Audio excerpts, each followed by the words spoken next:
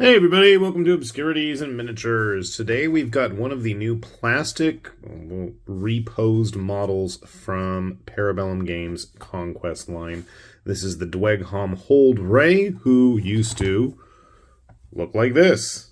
And he still does, technically, if you want the resin version. There's also the artisan version, which I have and have painted, but I don't know where I put him, so I guess that's something I'm going to have to look for. But anyways, this is actually, obviously, a plastic reimagining of the same model in a new pose, basically a new character, and I will be the first to admit I am a sucker for nice-looking character models, even more so than just big boxes of modular rank-and-file infantry. I will always err on the side of cool-looking characters. So, let's take a look at it, because I haven't had a chance to yet. Random base, Conquest base, cool. You do have a unit stand included still. Command card. I believe that looks to be exactly the same as the original. I painted the original Hold Raegh quite some time ago, so I will have to dig that out, see at some point. Rules for the game and the army builder right here. Do check it out if you haven't. We'll put a link, obviously, down at the bottom below as well. Here you can see the directions. Not too complex looking. Looks to be about 12, 11 parts or so. Taking a closer look at the sprue itself, you can see they still have all those little decorative spiky elements just dripping off this guy. Now, the size of this sprue makes me think... I'm always curious what else was on this. Obviously, you can see he was shot in the mold at the same time as some other models.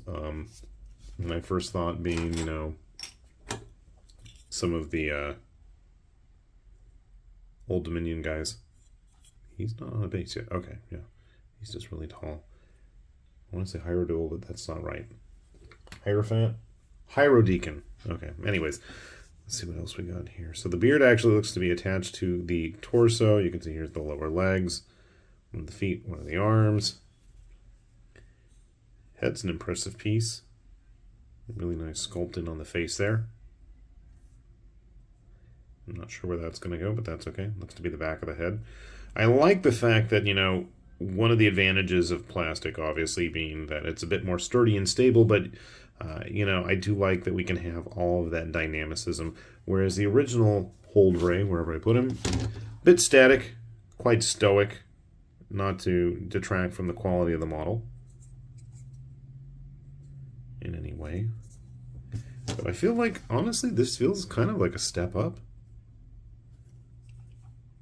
Sadly, we still have to have the face mask down.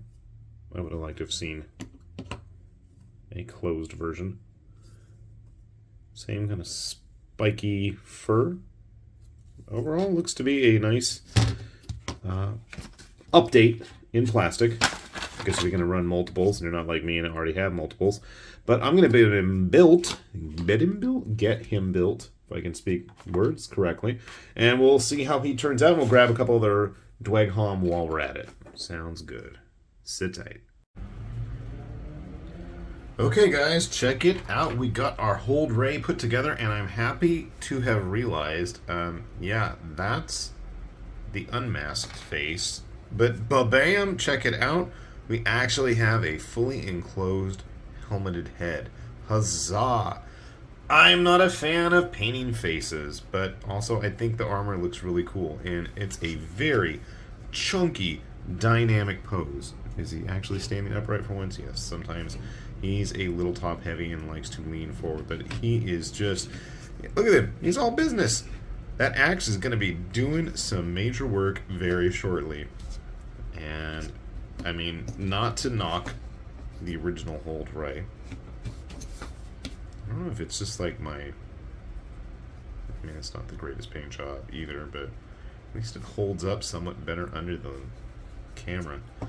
My last few paint jobs I've just not been happy with on film. I am going to paint him up similarly. Most of my Dweghom tend to have a very turquoise look to them. Grabbing the other Hold Raegh that we've had. This is the artisan one. I don't know what exactly. I might have mixed some of the stuff up, but again, he's got those crazy statue pieces all over him. I probably should have gone back and done some more highlighting on his hair. To me, it feels kind of empty. But the volume this guy has, with both the spiky fur lining of the cape, just the cape itself, the cloths billowing in both directions there, the little strap underneath his arm where my finger is, it's kind of neat. And it's also nice to see, as I jar the camera there, if you wanted to run all three of these guys, you could, because look at them. They all have different weapons. They all have different facial features. Their armor, while slightly similar, is actually a little tiny bit different.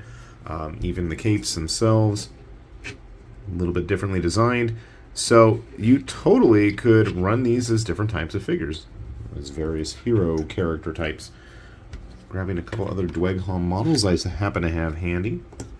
Some of our Flame Zerkers, a leader and basic unit. These guys seem much smaller than some of the other hero figures. I know I was just building, I forget what he was called. This guy's like a giant, looks like a freaking Chaos Warrior. I have his video some other day. Another one of the resin models. I forget what he's called. Terrible about that. But I thought I'd grab some other dwarf models just to give you guys a good idea of what to expect. If you haven't ever built any of these Dweghom, you might be in for a surprise in terms of size. Here's an Oathmark figure. If you wanted to use him as some kind of an ancestral guardian type, that might actually work pretty well. I think, you know, the Oathmark figures are a little on the smaller side of the scale. Grabbing our Witch Hunter friend right there.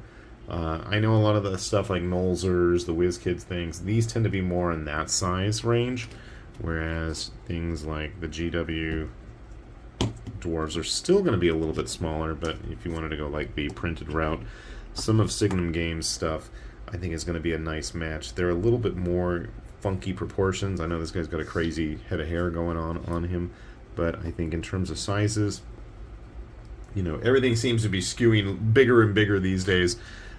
But I'm sure outside of even Conquest games, you could find a use for something like this. Maybe as some kind of a dark Dweghom, is that the right word? The dark underground dwarves, some kind of a champion, boss, character model, whatever.